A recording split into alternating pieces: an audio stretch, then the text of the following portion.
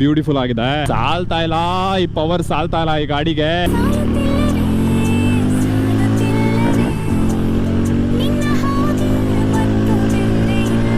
440cc ಗೆ 28 bhp ಅನ್ನೋದು ತುಂಬಾನೇ ಕಮ್ಮಿ ಅನ್ಸಬಹುದು. ಆದ್ರೆ ಇದು ಎಲ್ಲಿ ಶೈನ್ ಆಗುತ್ತೆ ಅಂದ್ರೆ ಹೈವೇ ರೈಡಿಂಗ್ ಅಲ್ಲಿ ಆರಾಮಾಗಿ 6ನೇ ಗೇರ್ ಹಾಕೊಂಡು 90 ರಿಂದ 100 ಕಿಲೋಮೀಟರ್ ಅಲ್ಲಿ ಕ್ರೂಸ್ ಮಾಡಬಹುದು. ಇಂಜಿನ್ ಮೇಲೆ ಯಾವ್ದು ಸ್ಟ್ರೆಸ್ ಬೀಳೋದಿಲ್ಲ. ಯಾರು ಕೂಡ ಹಾರ್ಲೆ ಡೇವಿಡ್ಸನ್ ತಗೊಂಡು ನಾನು 150 ಕಿಲೋಮೀಟರ್ ಅಲ್ಲಿ 200 ಕಿಲೋಮೀಟರ್ ಅಲ್ಲಿ ಕ್ರೂಸಿಂಗ್ ಮಾಡ್ತೀನಿ ಅಂತ ಹೇಳೋದಿಲ್ಲ.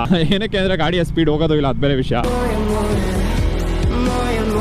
ಇದೆಲ್ಲ ಹೆಂಗೆ ಅಂದ್ರೆ ಒಂದ್ 30-35 ವರ್ಷ ಆದ್ಮೇಲೆ ಈ ತರ ಗಾಡಿಗಳನ್ನ ತಗೊಳಕ್ಕೆ ಚೆನ್ನಾಗಿದೆ. ನೀವೇನಾದ್ರೂ 20 ವರ್ಷ 25 ವರ್ಷದವರಾಗಿದ್ರೆ ಸ್ವಲ್ಪ ನೀವು ಟೋನ್ ಡೌನ್ ಮಾಡ್ಕೋಬೇಕು ನಿಮ್ಮ ರೈಡಿಂಗ್ ಸ್ಟೈಲ್ ನ. ನಾವೇನಾದ್ರೂ ಒಂದು ಕ್ಯಾಂಪ್ ಮಾಡ್ಬೇಕು ಅನ್ಕೊಳ್ಳಿ, ಒಂದು ಟ್ರಯಂಪ್, ಹಾರ್ಲೆ, ರಾಯಲ್ ಎನ್ಫೀಲ್ಡ್ ಇಟ್ಬಿಟ್ಟು 3 ಜನಕ್ಕೆ ಟೆಸ್ಟ್ ರೈಡ್ ಕೊಡ್ಬೇಕು. ಓಡಿಸಿ ಅರ್ಥ ಮಾಡ್ಕೊಳ್ಳಿ ಗಾಡಿಗಳೇನು ಅಂತ. ನಾನು ಹೇಳ್ದೆ ಅಲ್ಲ ಕೂಡ ಇದೆಯಲ್ಲ ಗುರು, BHP ಜಾಸ್ತಿ ಇರೋ ಗಾಡಿಗಳಾದ್ರೆ ಗೇರಿಂಗ್ ಅಲ್ಲಿ ತುಂಬಾನೇ ವರ್ಕ್ ಮಾಡ್ಬೇಕು, ಅವಾಗ ಚೇಂಜ್ ಮಾಡ್ಬೇಕು, ತುಂಬಾನೇ ಎಫರ್ಟ್ ಹಾಕ್ಬೇಕು. ಅದೇ ಟಾರ್ಕ್